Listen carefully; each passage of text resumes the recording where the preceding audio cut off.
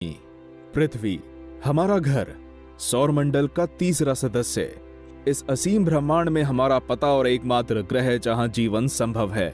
अंग्रेजी में अर्थ, Spanish, French और इटालियन में टेरा, तमिल में उलगम, इंडोनेशियन में भूमि और फिनिश में मां कहलाने वाले इस ग्रह को हम देवनागरी में पृथ्वी या भूमि कहते हैं। अंतरिक्ष में तैरता हुआ ये नीला गोला अपने गर्भ में ना जाने कितने रहस्यों को छिपाए हुए है। आज पृथ्वी के हर इंच पर जीवों ने कब्जा कर लिया है और उन्नत मानव सभ्यता ने अनेकों खोजे और आविष्कार कर लिए हैं। लेकिन पृथ्वी कैसे बनी और इस पर जिंदगी की शुरुआत कैसे हुई, इससे बड़ा कोई प्रश्न शायद ही हमारे मन में हो। नमस्कार दोस्तों, अनसुनी कहानियां की ज्ञानवर्धक दुनिया में आपका स्वागत है। और आज मैं आपको ले जाऊंगा एक ऐसी यात्रा पर जहां हम जानेंगे कि पृथ्वी का जन्म कैसे हुआ और पृथ्वी पर जीवन की शुरुआत कैसे हुई।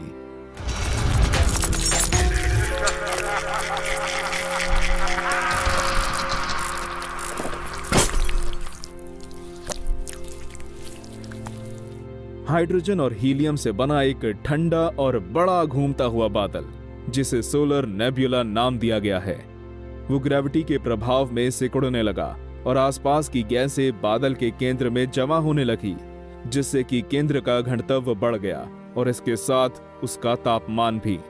एक दिन अचानक इस बादल में विस्फोट हो गया, जिसका कारण पास के कोई तारे से हुई टक्कर हो सकता है।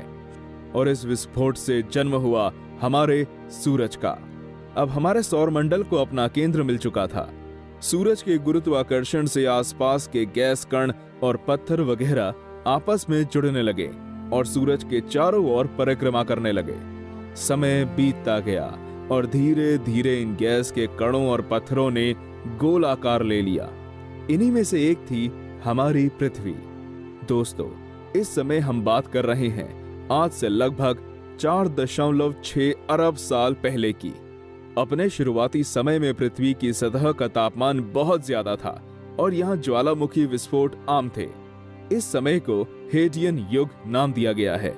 धीरे धीरे गुरुत्वाकर्षण के प्रभाव से सतह के सभी भारी और गर्म पदार्थ केंद्र की तरफ आने लगे।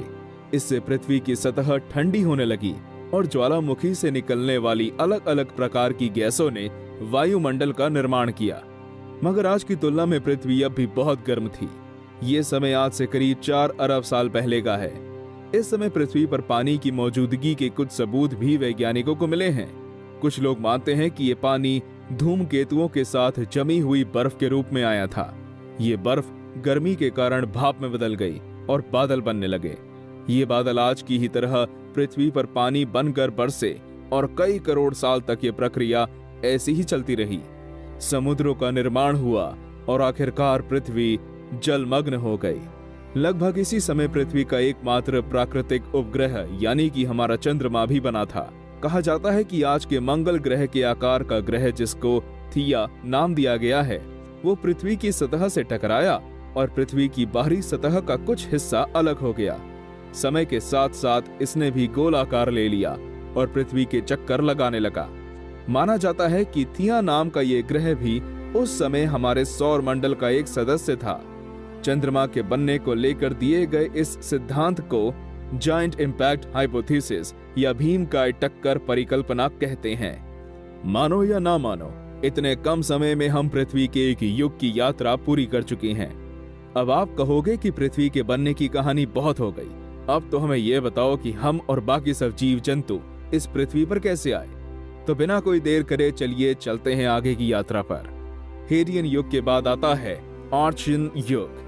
आज से 3.5 अरब साल पहले शुरू हुए इस युग को जीवन की शुरुआत का युग भी कहते हैं।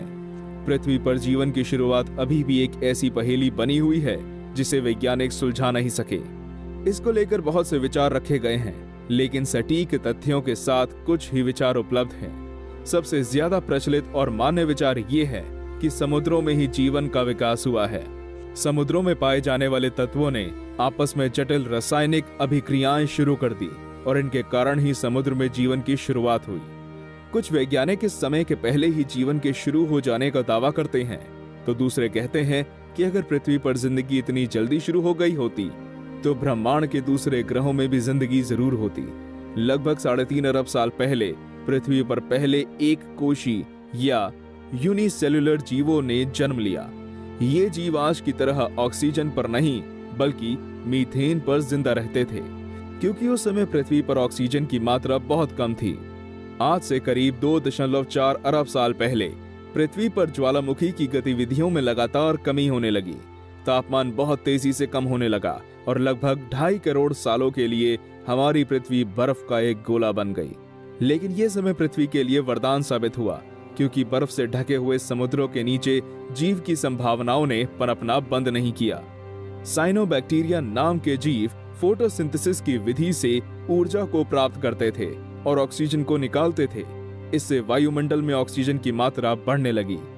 आज से 1.6 से 1.4 अरब साल पहले पृथ्वी की परतों में हुए टकराव और कंपन के कारण महाद्वीपों के बनने, टूटने और एक दूसरे से जुड़ने का सिलसिला चलता रहा और 90 करोड़ साल पहले पृथ्वी पर प्रथम मल्टीसेल्युलर या बहुकोशिकीय जीवों ने जन्म लिया।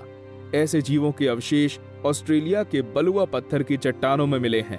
58 करोड़ साल पहले तक पृथ्वी पर सिर्फ बहुत छोटे आकार के जीव ही पाए जाते थे, लेकिन इसके कुछ 4 करोड़ साल बाद मिले जीव जंतुओं का आकार आश्चर्यजनक रूप से काफी बड़ा था।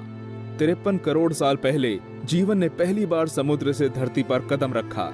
इन्हें टेट्रापॉड्स कहा जाता था। इसके बाद तो जीवन के विकास की गति कुछ और ही थी।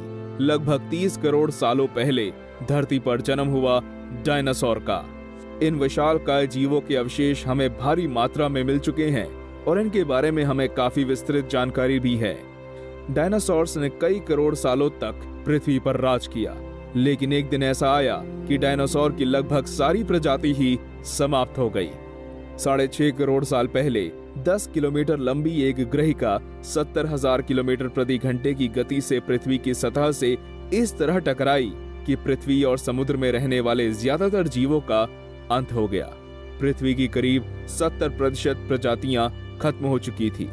अब पृथ्वी पर वो जीव राज करने वाले थे जिनकी प्रजातियां इस महाविनाश में बच गई थी, और वे थे स्तनपायी जीव या मैमल्स। आज से करीब 4 करोड़ साल पहले पृथ्वी की सतह में हुए कंपन के कारण जमीन का एक हिस्सा यूरेशिया से अलग होकर एशिया महाद्वीप से जुड़ गया और निर्माण हुआ पृथ्वी के सबसे ऊंचे और महान पर्वतों का, जिन्हें हम कहते हैं हिमालय। अभी तक आप समझ तो गए ही होंगे कि जमीन का वो हिस्सा कौन सा था। जी हाँ, वो था भारतीय उपमहाद्वीप, जहां बैठ के आप हमारे इस वीडियो का आनंद ले रहे हैं। आज से 80 साल पहले पृथ्वी पर जिस जीव ने जन्म लिया वो आगे चलकर पूरी पृथ्वी पर राज करने वाला था। पूर्वी अफ्रीका में पहले एप्स पाए गए, जो डार्विन के अनुसार हमारे पूर्वज थे। खाने की तलाश इन्हें वृक्षों से जमीन पर ले आई। धीरे धीरे इन एप्स ने 2 पैरों पर चलना शुरू कर दिया। पहले ऑस्ट्रेलोपिथेकस, फिर होमो हैबिलिस, फिर होमो इरेक्टस और फिर होमो सेपियंस।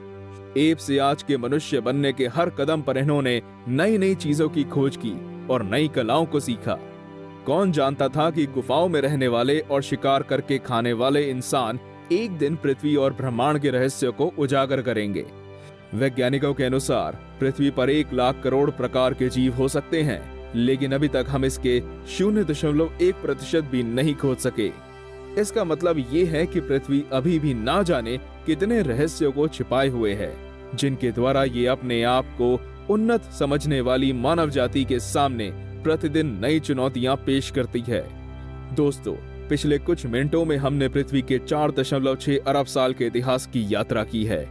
इसे देखकर लगता है कि इंसानी प्रजाति पृथ्वी पर अभी बहुत नई है, लेकिन इस छोटे से समय में भी हमने इस ग्रह को कितना नुकसान पहुंचा दिया है ना। दुनिया के सभी धर्मों के नाम अलग हो सकते हैं, लेकिन पृथ्वी को लेकर उनके विचार और आदर भाव एक जैसे हैं। खासकर हमारे भारत की प्राचीन संस्कृति में तो पृथ्वी को माता कहा गया है। पृथ्वी ही है जो सभी जीवों का पालन पोषण करती है। इसलिए मेरा मानना है कि हमें पृथ्वी को बचाने के लिए हर संभव सहयोग देना चाहिए। दोस्तों, आज के लिए बस इतना ही। आपको हमारा ये वीडियो कैसा लगा कमेंट करके जरूर बताएं। ऐसे ही रोचक और ज्ञान से भरे हुए वीडियोस को देखते रहने के लिए हमारा चैनल सब्सक्राइब करना ना भूलें। और हाँ, 4.5 अरब साल की लंबी यात्रा के बाद मैं उम्मीद करता हूं कि अगले 10 सेकंड में आप इस वीडियो को लाइक करेंगे और अपने दोस्तों और परिवारजनों के साथ इसे शेयर भी करेंगे। धन्यवाद।